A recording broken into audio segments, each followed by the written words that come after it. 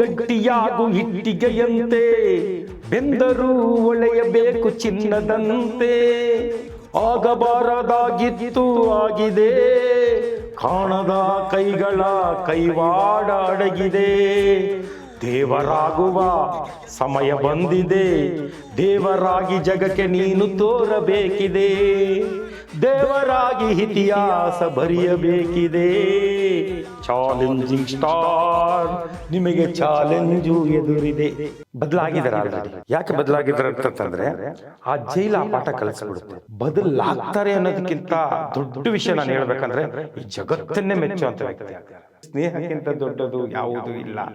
ಒಂದಾಗಿ ಸಂದೇಶ ನೀಡಬಹುದಲ್ಲ. ಕನ್ನಡದ ಆಸ್ತಿ ನೀವು ಬದಲಾಗಬೇಕು. ಕನ್ನಡದ ಬಾವುಟನ ಇಡೀ ಜಗಕ್ಕೆ ತೋರಿಸ್ಬೇಕು.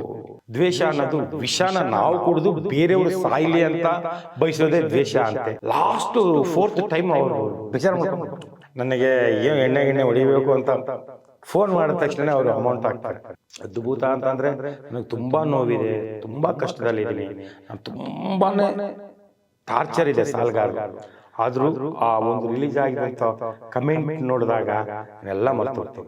ನಾನು ಊಟ ಮಾಡ್ಬೇಕು, ನನಗೆ ಗೊತ್ತು ಅಲ್ಲಿ ಜೈಲೇ ಇದ್ನಲ್ಲ ಈ ಟೈಮಿಗೆ 7 ಗಂಟೆಗೆ ಏನ್ ಮಾಡ್ತಾರೆ, ಬೆಳಗ್ಗೆ 6ವರೆಗೂ ದರ್ಶನ ಕಾಫಿ ಬಂದಿರುತ್ತೆ, ಹಿಂಗ್ ಬಂದಿರುತ್ತೆ, ಯಾವ ತರ ಕಾಫಿ ಕೊಟ್ಟಿರ್ತಾರೆ. ಇವರಿಗೆ 11ವರೆಗೆ ಊಟ ಬರುತ್ತೆ, ಯಾವ ತರ ಊಟ ಕೊಟ್ಟಿರ್ತಾರೆ ಅವ್ರು, ಆ ತರ ಊಟ ಮಾಡಿದ್ರು. ಎಷ್ಟು ನೋಯಿಸ್ಬಿಟ್ಟಿದ್ದಾರೆ, ಎಷ್ಟು ಅವ್ರಿಗೆ ಅವಮಾನ ಮಾಡಿದ್ದಾರೆ ಅಂತಂದ್ರೆ ಅದು ಕೆಲವು ಮೀಡಿಯಾಗಳು, ಕೆಲವು ರಾಜಕೀಯ ವ್ಯಕ್ತಿಗಳು ಮಾಡಿದ್ದಾರೆ. ಅದೆಲ್ಲ ನನ್ನ ಪರ್ಸನಲ್ ಆಗಿ ಗೊತ್ತಿತ್ತು. ಅವ್ರ ಹತ್ರ ಅವರು ಸೂಪರ್ಡೆಂಟ್ ಲತಾನ್ ಅವ್ರ ಹತ್ರ ಕೂಡ ಫೋನ್ ಮಾಡಿದ್ವಿ.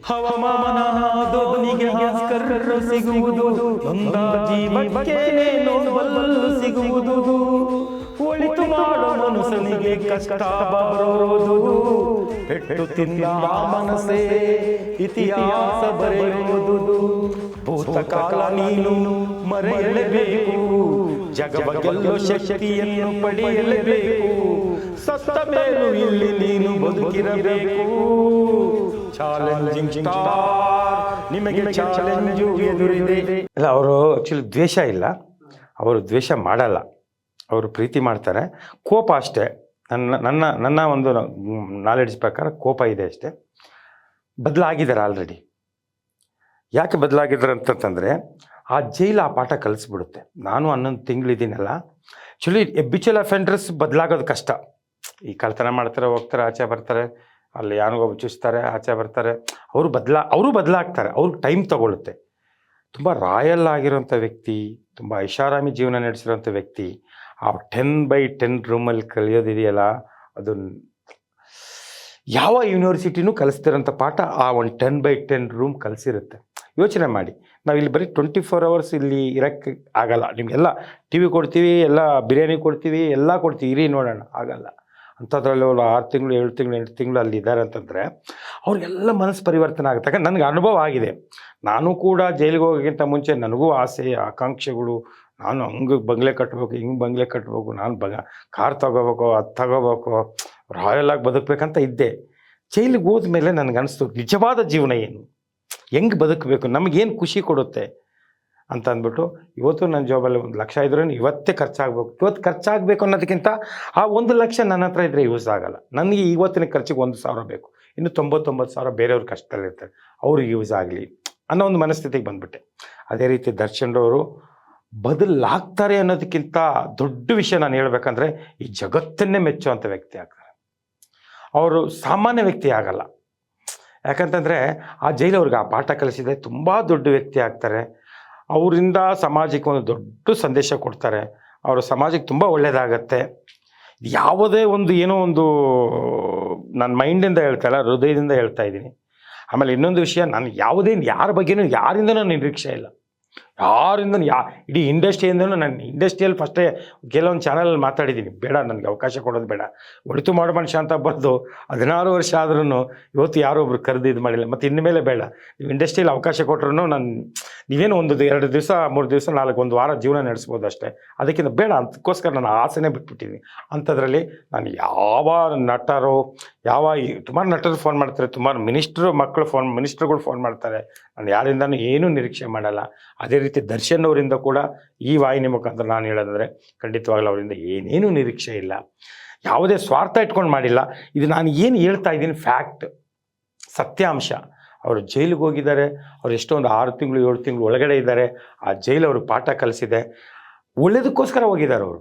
ಅವರಿಂದ ಏನಾದರೂ ಒಳ್ಳೆ ಜಗತ್ತಲ್ಲಿ ಈ ಒಂದು ಮಣ್ಣಲ್ಲಿ ಅವರಿಂದ ಒಳ್ಳೆ ಕೆಲಸ ಆಗಬೇಕನ್ನೋ ಕಾರಣಕ್ಕೋಸ್ಕರ ಜೈಲಿಗೆ ಹೋಗಿದ್ದಾರೆ. ಅವರಿಂದ ಖಂಡಿತವಾಗ್ಲೂ ಒಳ್ಳೆ ಕೆಲಸ ಆಗ್ತಾರೆ. ಬದಲಾಗ್ತಾರ ಅಂತ ಕೇಳಿದ್ರಲ್ಲ, ಬದಲಾಗ್ತಾರ ಅನ್ನೋದಕ್ಕಿಂತ ಆಲ್ರೆಡಿ ಬದಲಾಗಿದ್ದಾರೆ, ಆಲ್ರೆಡಿ ದೇವರಾಗಿದ್ದಾರೆ. ಅದಕ್ಕೋಸ್ಕರ ನಾನು ಬರೆದಿದ್ದು ದೇವರಾಗೋ ಸಮಯ ಬಂದಿದೆ. ಆ್ಯಕ್ಚುಲಿ ಏನಂತಂದರೆ, ನನ್ನ ಸ್ಟೈಲಲ್ಲಿ ಗಿಫ್ಟು ಅಂತ ನಾನು ಹೇಳಲ್ಲ, ನನಗೇನು ಬರೀಬೇಕು ಅನ್ನಿಸ್ತು. ನನಗೆ ಆ್ಯಕ್ಚುಲಿ ಬರಿಬೇಕನ್ನಿಸ್ತು, ಅದು ಗಿಫ್ಟು ಆದರೆ ಇದ್ರ ಬಗ್ಗೆ ನನಗೆಲ್ಲ ನಂಬಿಕೆ ಇಲ್ಲ, ಅದು ನಾನು ಮಾಡೋದು ಇಲ್ಲ. ಬರಿಬೇಕನ್ನಿಸ್ತು. ಯಾಕೆ ಬರಿಬೇಕು ಅನ್ನಿಸ್ತು ಅಂತಂದರೆ, ಈ ಸಂದರ್ಭದಲ್ಲಿ ಈ ಹಾಡಿಂದ ಅವ್ರಿಗೆ ಇನ್ನೂ ಸ್ಫೂರ್ತಿ ಸಿಗಲಿ. ತುಂಬ ನೋವಲ್ಲಿದ್ದಾರೆ, ಈ ಹಾಡು ಅವ್ರಿಗೆ ಖುಷಿ ಕೊಡ್ಬೋದು, ಖುಷಿ ಆಗಲಿ, ಇನ್ನೂ ಅವರು ಬದಲಾಗಿದ್ದಾರೆ, ಇದರಿಂದ ಇನ್ನೂ ಒಳ್ಳೆ ಕೆಲಸಗಳು ಜಾಸ್ತಿ ಆಗಲಿ, ಅವರು ಆ ಒಂದು ಉದ್ದೇಶದಿಂದ ನಾನು ಬರೆದಿದ್ದು. ಯಾವುದೇ ಉದ್ದೇಶ ಇಟ್ಕೊಂಡು ಬರ್ತ್ಡೇಗೆ ಗಿಫ್ಟ್ ಕೊಡಬೇಕು ಅನ್ನೋ ಉದ್ದೇಶದಿಂದ ಬರೆದಿಲ್ಲ. ಅದು ಕೋಇನ್ಸಿಡೆಂಟ್ಲಿ ಬರ್ತ್ಡೇ ಸಂದರ್ಭದಲ್ಲಿ ಆ ಹಾಡಾಯಿತು. ನಾನು ಫೆಬ್ರವರಿ 16ಕ್ಕೆ ಅವ್ರ ಬರ್ತ್ಡೇ, ಅದು ಅಂತ ಅಷ್ಟು ನನಗೆ ಗೊತ್ತಿಲ್ಲ. ಈ ಸಾಂಗು ರೆಡಿಯಾಗಿ 1 ತಿಂಗಳಾಯಿತು. ಅದು ನಾನು ಹಾಡಕ್ಕೆ ಬರಲ್ಲ. ಸುಟ್ಟರೂ ಗಟ್ಟಿಯಾಗು ಇಟ್ಟಿಗೆಯಂತೆ, ಬೆಂದರೂ ಒಳೆಯಬೇಕು ಚಿನ್ನದಂತೆ, ಆಗಬಾರದಾಗಿತ್ತು ಆಗಿದೆ, ಕಾಣದ ಕೈಗಳ ಕೈವಾಡ ಅಡಗಿದೆ, ದೇವರಾಗುವ ಸಮಯ ಬಂದಿದೆ, ದೇವರಾಗಿ ಜಗಕ್ಕೆ ನೀನು ತೋರಬೇಕಿದೆ, ದೇವರಾಗಿ ಇತಿಹಾಸ ಬರೆಯಬೇಕಿದೆ, ಚಾಲೆಂಜಿಂಗ್ ಸ್ಟಾರ್, ನಿಮಗೆ ಚಾಲೆಂಜು ಎದುರಿದೆ. ಏನಂತಂದರೆ ಆ್ಯಕ್ಚುಲಿ ಮನುಷ್ಯ ಯಾರೇ ಆಗಲಿ, ನಾನು ಆ್ಯಕ್ಚುಲಿ ಫಸ್ಟ್ ಚರಣದಲ್ಲಿ ಬರೀತೀನಿ, ಅವಮಾನ ಆದವನಿಗೆ ಆಸ್ಕರ್ ಸಿಗ್ಬೋದು, ನೊಂದವನಿಗೆ ನೋಬಲ್ ಸಿಗ್ಬೋದು. ಈ ಜಗತ್ತಲ್ಲಿ ಯಾರ್ಯಾರು ಸಾಧನೆ ಮಾಡಿದ್ದಾರೆ, ಅವಮಾನಕ್ಕೆ ಒಳಪಟ್ಟವರು, ತುಂಬ ಕಷ್ಟ ಅನುಭವಿಸಿದವರು, ತುಂಬ ನೋವು ಪಟ್ಟವರೇ. ದೊಡ್ಡ ಇವಾಗ ರವೀಂದ್ರನಾಥ್ ಟಾಗೋರ್ ಅವರಿಗೆ ನೋಬೆಲ್ ಪ್ರೈಸ್ ಸಿಕ್ಕಿದ್ರೆ ಅವ್ರು ಎಷ್ಟು ಕಷ್ಟಪಟ್ಟಿದ್ದಾರೆ. ಆ ಥರ ಸತ್ಯಜಿತ್ ರೇ ಅವರಿಗೆ ಆಸ್ಕರ್ ಅವಾರ್ಡ್ ಸಿಕ್ಕಿದೆ ಅಂದರೆ ಅವ್ರಿಗೆ ಎಷ್ಟು ಕಷ್ಟಪಟ್ಟಿದ್ದಾರೆ. ತುಂಬ ನೀವು ಯಾವುದೇ ಆಗಲಿ, ಇವಾಗ ಅಣ್ಣವರಿಂದ ತಗೊಳ್ಳಿ, ನೀವು ಎಲ್ಲ ದೊಡ್ಡ ಸಾಧಕರನ್ನು ತಗೊಳ್ಳಿ, ಅವ್ರು ತುಂಬ ಕಷ್ಟಪಟ್ಟಿದ್ದಾರೆ ಜೀವನದಲ್ಲಿ, ತುಂಬ ಅವಮಾನಕ್ಕೊಳಗಾಗಿದ್ದಾರೆ, ಅವರಿಂದ ಒಳ್ಳೆ ಕೆಲಸಗಳಾಗ್ತವೆ. ಯಾವುದೇ ಸಾಧಕರನ್ನು ತಗೊಳ್ಳಿ. ಅದೇ ರೀತಿ ಇವ್ರು ಒಳ್ಳೆ ಕೆಲಸ ಮಾಡಲಿ ಅಂತಲೇ ಅವ್ರಿಗೆ ಅವಮಾನ ಆಗಿರೋದು. ಇವ್ರ ಜಗತ್ತಿಗೆ ಏನಾದರೂ ಒಂದು ಇವರಿಂದ ಆ ಶಕ್ತಿ ಇದೆ ಅನ್ನೋ ಕಾರಣಕ್ಕೋಸ್ಕರನೇ ಅವ್ರಿಗೆ ನೋವು ಬಂದಿರೋದು. ಆ ಕಾರಣಕ್ಕೆ ನಾನು ಬರೆದಿದ್ದು, ಅವಮಾನ ಆದವನಿಗೆ ಆಸ್ಕರು ಸಿಗುವುದು, ನೊಂದವನಿಗೆ ನೋಬಲ್ ಸಿಗುವುದು ಅಂತ. ನನಗೆ ಆ್ಯಕ್ಚುಲಿ ಏನಂತಂದರೆ, ಅಲ್ಲಿ ರಿಪೀಟ್ ಲೈನ್ ಇತ್ತು, ತಪ್ಪು ಮಾಡದಿದ್ದರೆ ನೀ ಮನುಜನೇ ಅಲ್ಲ, ಮಾಡಿದ ತಪ್ಪು ಮಾಡುತ್ತಾ ಹೋದರೆ ಬದುಕೇ ಇಲ್ಲ ಅಂತ ರಿಪೀಟ್ ಲೈನ್ ಬಂತು. ನಾನು ರಿಪೀಟ್ ಲೈನು ಫಸ್ಟ್ ಚರಣದಲ್ಲೂ ಇದೆ, ಅಲ್ಲಿ ನನಗೆ ಐಡಿಯಾ ಓಡಲಿಲ್ಲ, ಅದನ್ನು ಅಷ್ಟು ನನಗೆ ತಲೆ ಓಡಲಿಲ್ಲ. ಇದರಲ್ಲಿ ರಿಪೀಟ್ ಲೈನ್ ಇದೆ. ರಿಪೀಟ್ ಲೈನ್ ಕೇಳಿದ್ರೆ ಇಲ್ಲಿ ಒಂದು ಅವಕಾಶ ಇದೆ, ಈ 2 ಲೈನ್ ಚೇಂಜ್ ಮಾಡೋಣ ಅಂತ ಐಡಿಯಾ ಬಂದಾಗ ನನಗೆ ಯಾವಾಗಲೂ ಅನಿಸ್ತಾ ಇತ್ತು, ಇದರಲ್ಲಿ ಫುಲ್ಲು ಸಂದೇಶ ಇದೆ. ಇದು ದರ್ಶನ್ ಅವ್ರಿಗೆ ಮಾತ್ರ ಅನ್ವಯಿಸಲ್ಲ, ಪ್ರತಿಯೊಬ್ಬರಿಗೂ ಅನ್ವಯಿಸುತ್ತೆ. ಯಾರು ನೋವು ಪಟ್ಟಿರ್ತಾನೆ, ಯಾರು ಕಷ್ಟದಲ್ಲಿರ್ತಾನೆ, ಯಾರು ಅವಮಾನ ಆಗಿರ್ತಾನೆ, ಎಲ್ಲರಿಗೂ ಅನ್ವಯಿಸುತ್ತೆ.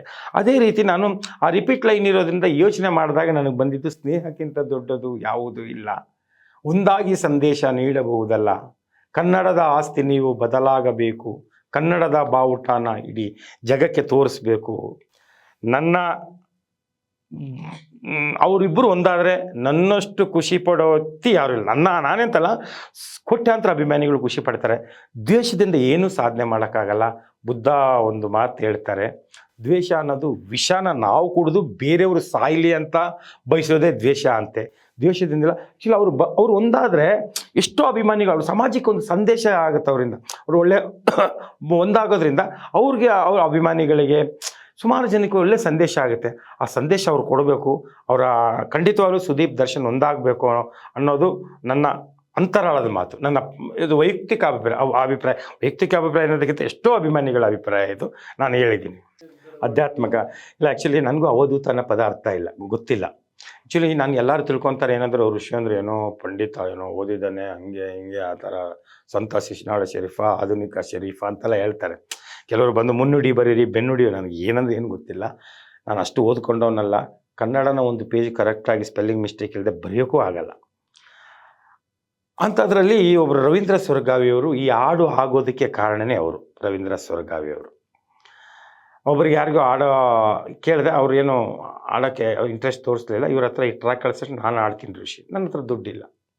ಆವಾಗ ಅವರೇ ಸ್ಟುಡಿಯೋಗೆ ಎಲ್ಲ ಕಟ್ಟಿ ನಾನು ಆಡ್ತೀನಿ. ಅವ್ರಿಗೆ ಗೊತ್ತಿತ್ತು, ಅವ್ರಿಗೆ ಗೊತ್ತಿತ್ತು ಅನ್ನೋದಕ್ಕಿಂತ ಋಷಿ ಏನೇ ಸಾಂಗ್ ಮಾಡಿದ್ರು ಖಂಡಿತವಾಗ್ಲೂ ಅದು ಜನಗಳಿಗೆ ರೀಚ್ ಆಗುತ್ತದೆ, ಅದರಲ್ಲಿ ಒಳ್ಳೆ ಸಂದೇಶ ಇರುತ್ತೆ ಅಂತ. ಅವರು ಆಯಿತು ನಾನು ಆಡ್ತೀನಿ ಅಂತ ಹೇಳ್ತೀನಿ ಅಂದ ತಕ್ಷಣವೇ ಅವರು ನಾನು ಆಡಬೇಕಂದ್ರೆ ಅವ್ರು 4 ಸಲ ನಾನು ಲಿರಿಕ್ಸ್ ಚೇಂಜ್ ಮಾಡಿ 4 ಸಲ ಬಂದು ಆಡಿದ್ದಾರೆ ಪಾಪ. ಲಾಸ್ಟು 4th ಟೈಮ್ ಅವರು ಬೇಜಾರು ಮಾಡ್ಕೊಂಬಿಟ್ರು ಋಷಿಯವರು. ಅವ್ರ ರೆಕಾರ್ಡಿಂಗ್ ಇತ್ತು ಇಲ್ಲಿ. ಬೆಳಿಗ್ಗೆ ನಾನು ಆಲ್ರೆಡಿ ಅನೌನ್ಸ್ ಮಾಡಿಬಿಟ್ಟಿದ್ದೆ, 12ನೇ ತಾರೀಕು ರಿಲೀಸ್ ಅಂತ ಅನೌನ್ಸ್ ಮಾಡಿದ್ದೆ. ಅಲ್ಲಿ ರೆಕಾರ್ಡಿಂಗ್ ಬೇರೆ ಕಡೆ ಅವ್ರದ್ದಿತ್ತು. ನಾನು ಬೆಳಿಗ್ಗೆ ಅಲ್ಲಿ ಸ್ಟುಡಿಯೋ ಫ್ರೀ ಇತ್ತು, 10 ಗಂಟೆಗೆ ಬನ್ನಿ ಅಂತ ಕರೀತಾ ಇದ್ದೀನಿ, ಇಲ್ಲ ರೆಕಾರ್ಡಿಂಗ್ ಇದೆ ಅಂತಾರೆ. ಅಕಸ್ಮಾತ್ ಅದು ಆಡಿಸಿಲ್ಲ ಅಂತಂದ್ರೆ ಇದು ಸ್ನೇಹಕ್ಕಿಂತ ದೊಡ್ಡದು ಯಾವುದಿಲ್ಲ, ಅದೆಲ್ಲ ಇನ್ನೂ ಮಿಕ್ಸ್ ಆಗಿರಲಿಲ್ಲ. ಅದನ್ನು ಲಾಸ್ಟ್ ಟೈಮಲ್ಲಿ ಚೇಂಜ್ ಮಾಡಿದೆ. ಬಂದ ಕರೆದು ತುಂಬ ಇದು ಮಾಡೋದಿಲ್ಲ, ಈ ಲೈನ್ ಇಲ್ಲ ಅಂತಂದರೆ ನಾನು ಸಾಂಗೇ ರಿಲೀಸ್ ಮಾಡಲ್ಲ, ಇದನ್ನ ಆಡಲೇಬೇಕು ಅಂತ ಹೇಳಿ ರಿಕ್ವೆಸ್ಟ್ ಮಾಡ್ಕೊಂಡು ಆಡಿದ ಮೇಲೆ ಅವರು ಇವಾಗ ರೆಸ್ಪಾನ್ಸ್ ನೋಡಿ, ಋಷಿಗಳೇ ನಿಮ್ದು ಏನು ಕಲ್ಪನೆ, ನಿಜವಾಗ್ಲೂ ಆ ಲೈನ್ ಆಗಿಲ್ಲ ಅಂದ್ರೆ ಆ ಸಾಂಗಿಗೆ ವ್ಯಾಲ್ಯೂನೇ ಇರ್ತಾ ಇರಲಿಲ್ಲ ಅಂದರೆ ಈ ಮಟ್ಟಕ್ಕೆ ಇದಾಗ್ತಾ ಇರಲಿಲ್ಲ ಅಂತ ಹೇಳಿದ್ರು. ರವೀಂದ್ರ ಸೊರಗಾವಿ, ಶ್ರೀ ಗುರು ಅವರು, ಸುರೇಶ್ ಅವರು, ಎಡಿಟರ್ ಸುರೇಶ್ ತುಂಬ ಅದ್ಭುತವಾಗಿ ಎಡಿಟಿಂಗ್ ಮಾಡಿದ್ದಾರೆ. ಶ್ರೀ ಗುರು ಅವರು ಏನೂ ಎಕ್ಸ್ಪೆಕ್ಟ್ ಇಲ್ಲದೆ ಟ್ಯೂನ್ ಮಾಡಿದ್ರು. ಅದೇ ರೀತಿ ರಮೇಶ್ ಕೃಷ್ಣ ಅವರು ಏನೂ ಎಕ್ಸ್ಪೆಕ್ಟೇಷನ್ ಇಲ್ಲದೆ ಒಂದು ಅಭಿಮಾನಕ್ಕೋಸ್ಕರ ಮಾಡಿದಂಥ ಸಾಂಗು, ಇದು ಯಾವುದೇ ಕಮರ್ಷಿಯಲ್ ಮೈಂಡಲ್ಲಿ ಇಟ್ಕೊಂಡು ಮಾಡಿಲ್ಲ. ಅದೇ ರೀತಿ ಸಿರಿ ಮ್ಯೂಸಿಕಲ್ಲಿ ಇದು ಹಾಡು ಬಿಡುಗಡೆ ಆಗಿದೆ. ಸಿರಿ ಮ್ಯೂಸಿಕ್, ಸುಟ್ಟರು ಗಟ್ಟಿಯಾಗು ಇಟ್ಟಿಗೆ ಅಂತೆ ಆ ಥರ ಹೊಡೆದ್ರೆ ಅದರಲ್ಲಿ ಸಿರಿ ಮ್ಯೂಸಿಕಲ್ಲಿ ಬರುತ್ತೆ. ಅವರು ಕೂಡ ತುಂಬ ಸಪೋರ್ಟ್ ಮಾಡಿದ್ರು. ಎಲ್ಲ ಕ್ರೆಡಿಟ್ ಅವ್ರಿಗೆ ಹೋಗ್ಬೇಕು, ನಂದೇನಿಲ್ಲ. ಅವ್ರು ಸಪೋರ್ಟ್ ಮಾಡೋದಕ್ಕೆ ನಾನು ಹಾಡು ಮಾಡೋಕ್ಕೆ ಸಾಧ್ಯ ಆಯಿತು. ನನಗೆ ಆದಷ್ಟು ಬೇಗ ಖಂಡಿತವಾಗ್ಲೂ ಆಲ್ರೆಡಿ ಅವರು ಚೇಂಜ್ ಆಗಿದೆ ಅವ್ರ ಮೈಂಡು, ಇದರಿಂದ ಬದಲಾಗಬೇಕು, ನನ್ನ ಹಾಡು ಕೇಳಿ ಬದಲಾಗಿ ನನಗೆ ಕ್ರೆಡಿಟ್ ಸಿಗಬೇಕು ಅಂತಲ್ಲ. ಏನೇ ಆಗಲಿ ನೀವು ಬದಲಾದರೆ ನಿಮಗೆ ನಾವು ಯೋಚನೆ ಮಾಡಬೇಕು, ಜೀವನ ಎಷ್ಟು ದಿವಸ, ನಾವು ದ್ವೇಷದಿಂದ ಏನು ಸಾಧನೆ ಮಾಡೋಕ್ಕಾಗತ್ತೆ. ಇರೋಷ್ಟು ದಿವಸ ನಾನು ದ್ವೇಷನೇ ಮಾಡಲ್ಲ ಯಾರಿಗೂ. ಅವನು ನನಗೆ ಒಂದು ವೇಟ್ ಹೊಡೆದು ಹೋಗಿದ್ರು, ನನಗೆ ಬೈದು ಹೋಗಿದ್ರು ನಾನು ದ್ವೇಷ ಮಾಡಲ್ಲ. ದ್ವೇಷದಿಂದ ಏನೂ ಆಗಲ್ಲ. ದ್ವೇಷದಿಂದ ನಾವೇ ಕೂಗ್ತೀವಿ, ನಮಗೆ ಅನಾಹುತ ಆಗುತ್ತೆ, ನಮಗೆ ಕೆಟ್ಟದಾಗುತ್ತೆ ಅಂತ ಗೊತ್ತು. ದ್ವೇಷ ಮಾಡಬೇಡಿ. ನೀವು ತುಂಬ ಸ್ನೇಹಿತರಾಗಿದ್ರಿ, ಅದೇ ರೀತಿ ಸ್ನೇಹಿತರಾಗಿರಿ. ನಿಮ್ಮಿಂದ ಕನ್ನಡಕ್ಕೆ ನಿಮ್ಮಿಂದ ಒಳ್ಳೆ ಕೆಲಸ ಆಗಲಿ. ಇಡೀ ಜಗತ್ತಿಗೆ ನೀವು ಒಂದಾದರೆ ಇಡೀ ಭಾರತಕ್ಕೆ ನೀವು ಒಂದು ಕನ್ನಡದ ಬಾವುಟನ ಆರಿಸ್ರಿ ಅಂತ ಹೇಳಿದ್ದೀನಿ. ಅವಧೂತ, ನಾನು ಅಭಿಮಾನಿ ಋಷಿಯ ಮಾತು ಕೇಳಬೇಕಾಗಿದೆ ಅಂತ ನಾನು ಬರೆದೆ ಹಾಡು. ಆ ಲೈನ್ ಬರೆದೆ. ಅವರು ರವೀಂದ್ರ ಸೊರಗಾವಿ ಅವರು ನನಗೆ ಸುಮಾರು ಓಪನ್ ಆಗಿ ಹೇಳ್ಬೇಕಂದಾಗ ನನಗೆ ಏನು ಎಣ್ಣೆ ಹೊಡಿಬೇಕು ಅಂತ ಫೋನ್ ಮಾಡಿದ ತಕ್ಷಣ ಅವರು ಅಮೌಂಟ್ ಹಾಕ್ತಾರೆ. ಅವ್ರು ಹೇಳ್ಬಿಡ್ತೀನಿ, ನಾನು ಸ್ವಲ್ಪ ಒಂದು ಅಮೌಂಟ್ ಹಾಕಿ ಗುರುಗಳೇ ಈ ಥರ ಬಾರಲ್ಲಿದ್ದೀನಿ ಎಲ್ಲ ಫ್ರಾಂಕಾಗಿ ಮಾತಾಡ್ತೀನಿ. ಪ್ಲಸ್ ಅವರು ನನ್ನ ಜೊತೆಲಿ ಇದ್ದಾಗ ನನಗೆ ಸುಮಾರು ಒಂದು 3-4 ಹಾಡು ನನ್ನ ಜೊತೆ ಆಡಿದ್ದಾರೆ ಅವರು. ಕಾಯಕವೇ ಕೈಲಾಸ ಅವರು ಆಡಿದ್ದು. ಆಮೇಲೆ ಇನ್ನೊಂದು ಅಶ್ವಿನಿ ರೆಕಾರ್ಡಿಂಗ್ ಇದರಲ್ಲಿ ಬಿಡುಗಡೆ ಆಗುತ್ತೆ, ಅದೇ ಆತ್ಮಹತ್ಯೆ ಬಗ್ಗೆ. ಆಮೇಲೆ ಇದು ಹಾಡು ಸುಮಾರು 4-5 ಹಾಡು ಆಡಿದ್ದಾರೆ. ನಾನು ನೋಡ್ಕೊಂಡು ಬಂದಿದ್ದಾರೆ. ಏನು ಸ್ವಾಮಿ ನೀವು ಅವಧೂತರ ಥರ ಬದುಕ್ತೀರಾ ಅಂತ ಹೇಳ್ತಾರೆ. ನನಗೆ ಅವಧೂತದ ಪದನೇ ಅರ್ಥನೇ ಗೊತ್ತಿಲ್ಲ. ಅವ್ರು ಹೇಳ್ಬೇಕಂದಾಗ ಬೇಡ, ಇದು ಅವಧೂತ ಋಷಿಯ ಮಾತು ಕೇಳಬೇಕಾಗಿದೆ ಮಾಡೋಣ ಅಭಿಮಾನಿ ಅನ್ನೋದು ಎಲ್ಲರೂ ಹೇಳ್ತಾರೆ ಅಂದರೆ. ಏನು ಅವಧೂತ ಅಂದರೆ ನೀವು ನಾನು ಆಡ್ತೀನಿ ಸುಮ್ಮನೆ ಕೇಳಾದ್ಮೇಲೆ ಹೇಳಿದ್ರು. ಅವಧೂತ ಅಂದರೆ ಏನು? ಅವನಿಗೆ ಆಸೆ ಇರಲ್ಲ, ಹೆಂಡತಿ ಇರಲ್ಲ, ಮಕ್ಕಳಿರಲ್ಲ, ಜಗತ್ತಿನ ಬಗ್ಗೆ ಅವ್ನು ನಾಳೆ ಬಗ್ಗೆನೂ ಯೋಚನೆ ಮಾಡಲ್ಲ, ನಿನ್ನೆ ಬಗ್ಗೆನೂ ಯೋಚನೆ ಮಾಡಲ್ಲ, ವರ್ತಮಾನದಲ್ಲಿ ಬದುಕ್ತಾನೆ. ಅವನೇ ಅವಧೂತ. ವರ್ತಮಾನದಲ್ಲಿ ನೀವು ಬದುಕ್ತೀರಾ, ನೀವು ಅವಧೂತರು. ನಮಗೆ ನಾವೇ ಹೇಳ್ಕೊಂಡ್ರೆ ಸರಿ ಇರಲ್ಲ ಗುರುಗಳೇ ಅಂದೆ. ಏನೂ ಇಲ್ಲ, ಕರೆಕ್ಟಾಗಿದೆ, ಆಡ್ತೀನಿ ಅಂತೇಳಿ ಆಡಿದ್ರು. ಅದು ಅವರು ಇಟ್ಟಂಥ ಹೆಸರು. ಯಾರು? ರವೀಂದ್ರ ಸೊರಗಾವಿ ಅವರು, ಗಾಯಕರು ರವೀಂದ್ರ ಸೊರಗಾವಿ ಅವರು ಇಟ್ಟಂಥ ಹೆಸರು. ಅದು ಆ್ಯಕ್ಚುಲಿ ತಲುಪಿದೆ. ಆಮೇಲೆ ಇನ್ನೊಂದು ರೆಸ್ಪಾನ್ಸ್ ಅಂತೂ ಅದ್ಭುತ ಅಂತಂದರೆ ನನಗೆ ತುಂಬ ನೋವಿದೆ, ತುಂಬ ಕಷ್ಟದಲ್ಲಿದ್ದೀನಿ, ನಾನು ತುಂಬಾ ಟಾರ್ಚರ್ ಇದೆ ಸಾಲ್ಗಾರರು.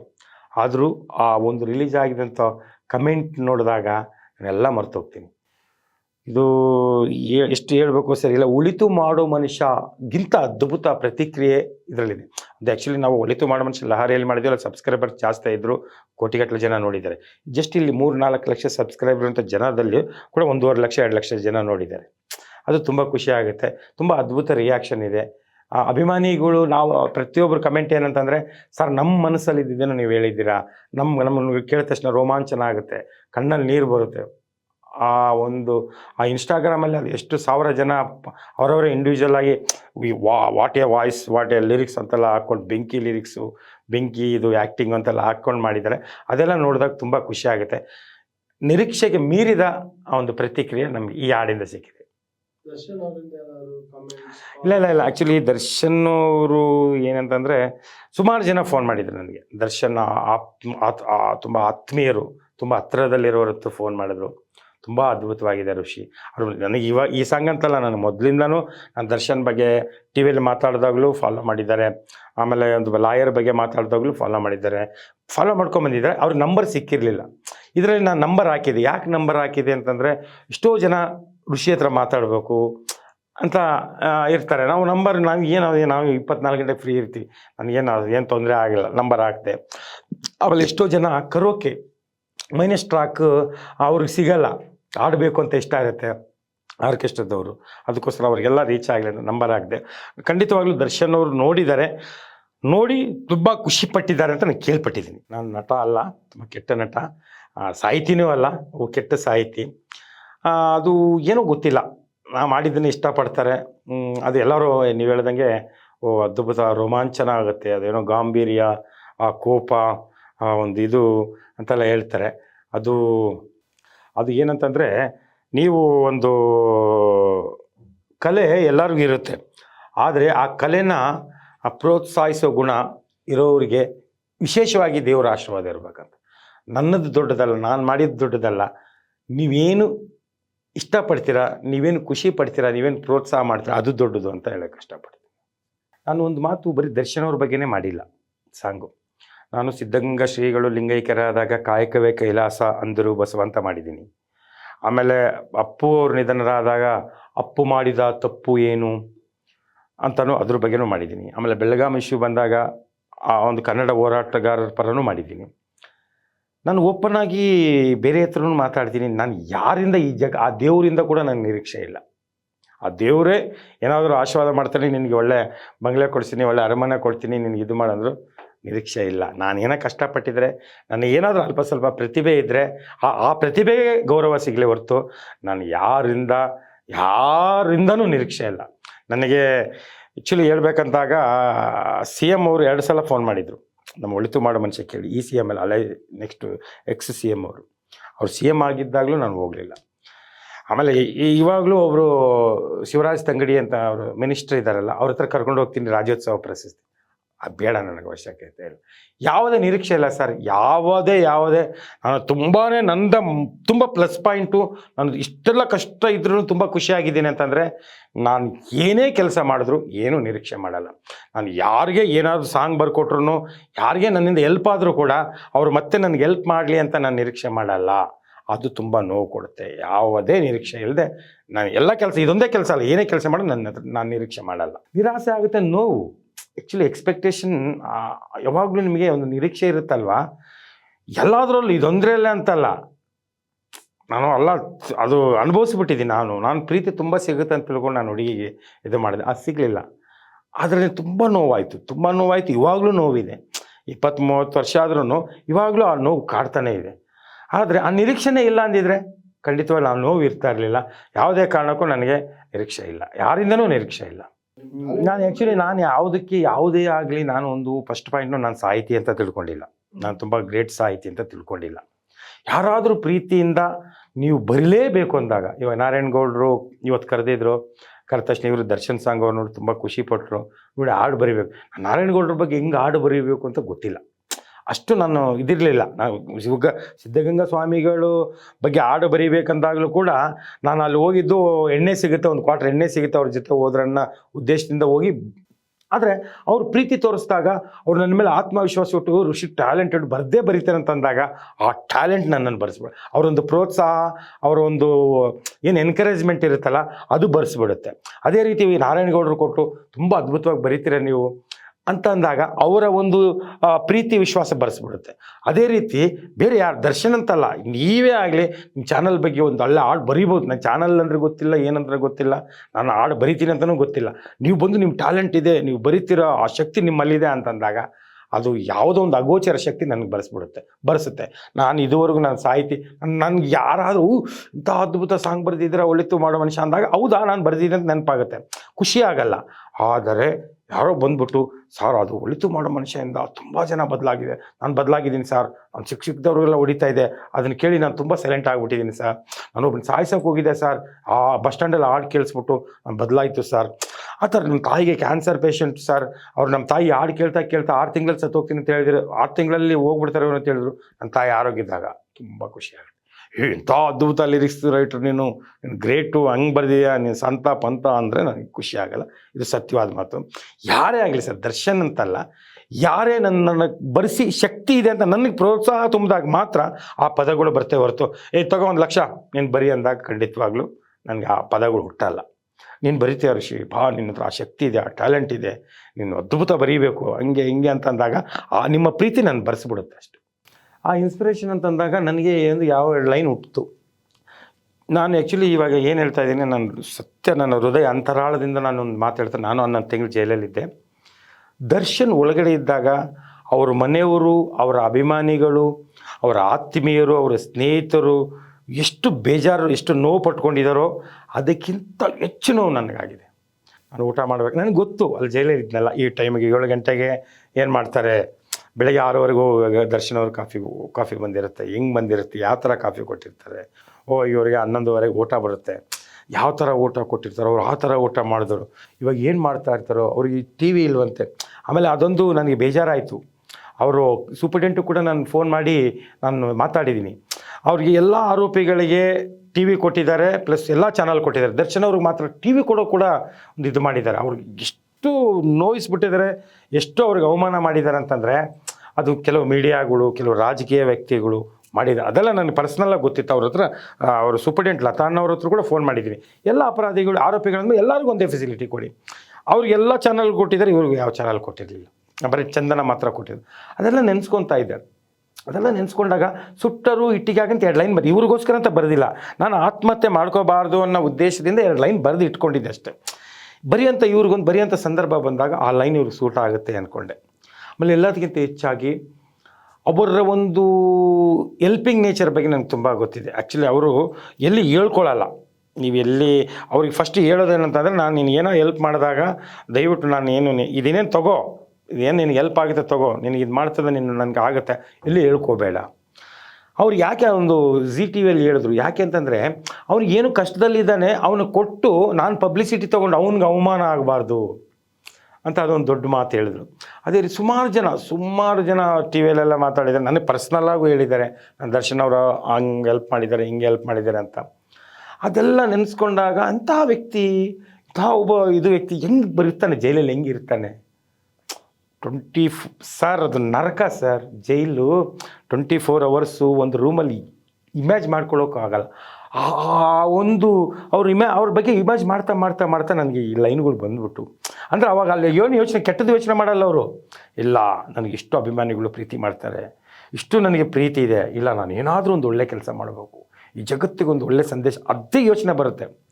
ಅದು ನನಗೆ ಅನುಭವ ಇರೋದ್ರಿಂದ ಅದಕ್ಕೆ ಆ ಲೈನುಗಳು ಅಷ್ಟು ಸೂಪರ್ ಆಗಿರೋದು, ಅದಕ್ಕೆ ಆ ಲೈನುಗಳು ಅಭಿಮಾನಿಗಳಿಗೆ ಅಷ್ಟು ರೀಚ್ ಆಗಿರೋದು, ಅದಕ್ಕೆ ಆ ಸಾಂಗ್ ಅಷ್ಟೊಂದು ಅದ್ಭುತವಾಗಿ ಹಿಟ್ಟಾಗಿರೋದಕ್ಕೆ ಕಾರಣ ಅಂತ ಹೇಳೋಕ್ಕೆ ಇಷ್ಟಪಡ್ತೀನಿ. ಕೊನೆಯದಾಗಿ ಎಲ್ಲರಿಗೂ ನಮಸ್ಕಾರ.